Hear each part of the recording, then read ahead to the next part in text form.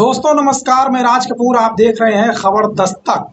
UP में उत्तर प्रदेश के पूर्व मुख्यमंत्री और समाजवादी पार्टी के मुखिया अखिलेश यादव ने योगी आदित्यनाथ से पूछा है कि यूपी में कोई शिक्षा मंत्री है क्या। जी, आप कह रहे हो कि यूपी में शिक्षा मंत्री है या नहीं है, इसकी जानकारी योगी आदित्यनाथ को, अखिलेश यादव को या उत्तर प्रदेश की जनता को नहीं थोड़ी होगी। बिल्कुल होगी। और उत्तर प्रदेश में तो शिक्षा मंत्री है भी। फिर आखिर अखिलेश यादव योगी आदित्यनाथ से सीधे एक्स पर यह सवाल क्यों पूछ रहे हैं कि यूपी में कोई शिक्षा मंत्री है क्या।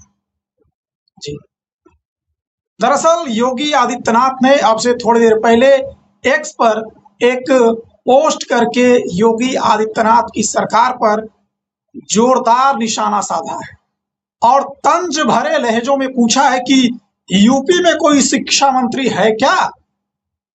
और पता नहीं योगी आदित्यनाथ या योगी आदित्यनाथ की सरकार का कोई मंत्री अखिलेश यादव के इन सवालों का जवाब देगा या नहीं देगा। लेकिन मुझे लगता है कि अखिलेश यादव ने यह सवाल उठाकर योगी सरकार की साख पर एक बड़ा सवाल खड़ा कर दिया है। और चुनाव से पहले एजुकेशन का मुद्दा उठाकर अखिलेश यादव ने इस मुद्दे को लगता है कि एक चुनावी मुद्दा बना दिया है। यूपी में कोई शिक्षा मंत्री है क्या, ये सवाल अखिलेश यादव ने क्यों पूछा और इसके पीछे क्या कारण है, इसके साथ उन्होंने क्या पोस्ट किया है, ये मैं आपको बताऊंगा। लेकिन उससे पहले जरा आपको यह भी बता दूं कि लखनऊ में आज फिल्मी अंदाज में करीब 200 से 300 लड़कियां अचानक लखनऊ बाईपास पर प्रदर्शन के लिए उतर गई।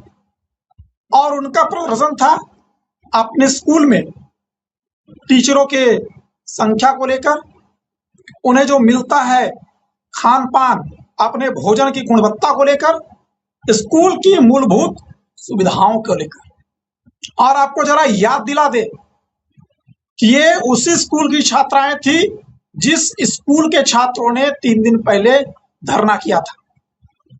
और मंत्री असीम अरुण की गाड़ी फंस गई थी उस प्रदर्शन में और बाद में असीम अरुण को जाकर बच्चों के साथ स्कूल में बातचीत करना पड़ा था, अधिकारियों को निर्देश देना पड़ा था, तब जाकर बच्चे शांत हुए थे और उनका प्रदर्शन टूटा था। आज उसी स्कूल की लड़कियों ने, छात्राओं ने सड़क पर उतरकर लखनऊ में प्रदर्शन करके योगी आदित्यनाथ की सरकार के कान पर अपनी आवाज पहुंचा दी है।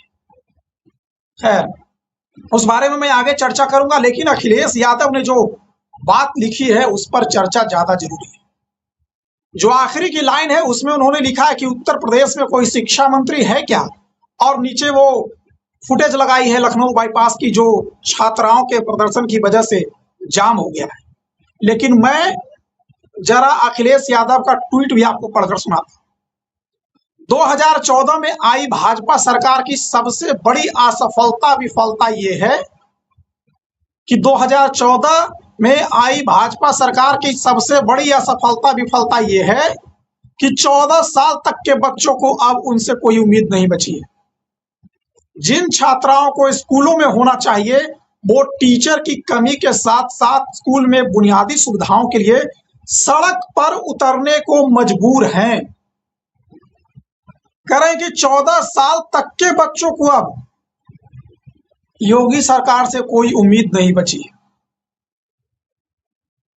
प्रतियोगी परीक्षाओं के पेपर लीक पर तो उत्तर प्रदेश ने रिकॉर्ड बना ही दिया है और प्रतियोगी परीक्षाओं के पेपर लीक से परेशान युवकों के लिए तो योगी आदित्यनाथ एक गंभीर समस्या बन ही चुके हैं।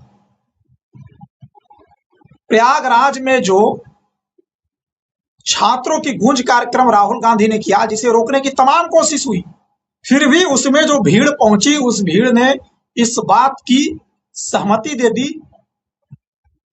स्पष्ट कर दिया कि उत्तर प्रदेश के चुनाव में 2027 से पहले पेपर लीक, खासकर प्रतियोगी परीक्षाओं की, एक बड़ा मुद्दा बनने वाला है। और उत्तर प्रदेश का छात्र युवा नौजवान उस मुद्दे के साथ जो पार्टी उनको भरोसा देगी सत्ता में आने के बाद पेपर लीक को रोकने का, उनके साथ चली जाएगी। और फिलहाल कांग्रेस ने प्रयागराज में एक बड़ी रैली करके, और अखिलेश यादव तो लगातार पेपर लीक पर सवाल योगी आदित्यनाथ की सरकार से पूछ रहे हैं, और आज ये 14 साल के बच्चों का मुद्दा भी अखिलेश यादव ने उठा दिया है। वैसे ये उत्तर प्रदेश में एक आंदोलन जन अल्फा द्वारा जो हो रहा है, ये अभूतपूर्व आंदोलन है। जंतर मंतर पर जब प्रोटेस्ट हो रहा था तो इन्हीं योगी आदित्यनाथ के कुछ कथित सिंपैथी रखने वाले पत्रकारों ने इन्हें समझा दिया, अपने टीवी चैनलों पर बड़े बड़े लाइनों में चला दिया कि दिल्ली में योगी होते तो जंतर मंतर पर प्रदर्शन नहीं होता, और दिल्ली में किए तो किए, यूपी में करने की मत सोचना, यूपी में बाबा है।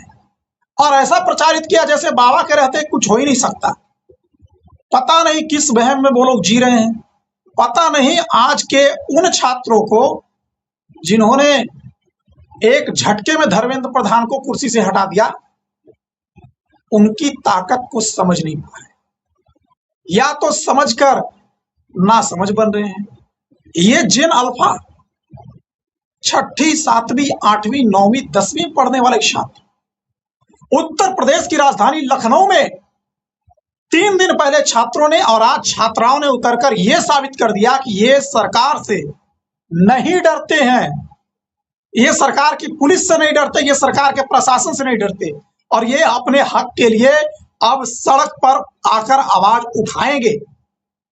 और जब तक इनकी मांगे नहीं मानी जाएगी, ये धरना प्रदर्शन करेंगे। इन्हें जो रास्ता जंतर मंतर ने दिखाया है, अब वे उस रास्ते पर चलने के लिए पूरी तरह से तैयार है। इसीलिए अखिलेश यादव ने लिखा कि 2014 में आई भाजपा सरकार की सबसे बड़ी असफलता और विफलता यह है कि 14 साल तक के बच्चों को अब उनसे कोई उम्मीद नहीं है। जिन छात्राओं को स्कूलों में होना चाहिए, वो टीचर की कमी के साथ साथ स्कूल में बुनियादी सुविधाओं के लिए सड़क पर आने को मजबूर है। उत्तर प्रदेश में कोई शिक्षा मंत्री है क्या? योगी आदित्यनाथ के अधिकारी और कैबिनेट के साथ ही जवाब दे। दरअसल हुआ आज ये कि तड़के सुबह सुबह अचानक से लखनऊ बाईपास पर सैकड़ों की संख्या में महिलाएं उतर गई, माफ करिएगा छात्राएं उतर गई। ये छात्राएं सर्वोदय कन्या विद्यालय की, जिसे उत्तर प्रदेश का समाज कल्याण विभाग संचालित करता है। बारिश में सैकड़ों की संख्या में छात्राएं सड़क पर उतरकर नारेबाजी करने लगी, अधिकारियों के खिलाफ, सरकार के खिलाफ।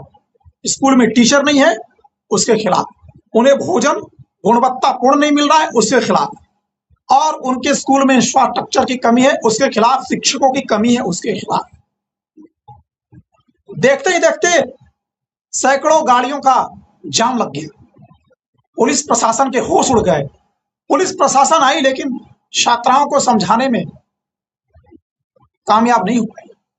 आनन फानन में शिक्षा विभाग के और समाज कल्याण विभाग के बड़े अधिकारियों को, प्रमुख सचिव स्तर के अधिकारियों को आना पड़ा, और आकर के उन लोगों ने आश्वासन दिया। उनके कहने पर भी कई छात्राएं सड़क पर डटी रही और नहीं उठी।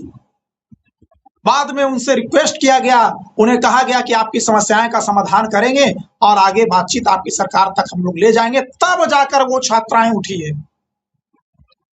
और माफ करिए, जो लोग कह रहे थे कि योगी आदित्यनाथ की सरकार में धरना प्रदर्शन नहीं होंगे, उन्हें आज अपने आप पर चिंतन करना चाहिए कि वो किसी की बड़ाई में इतने मशगूल हो गए कि उन्हें सच दिख नहीं रहा।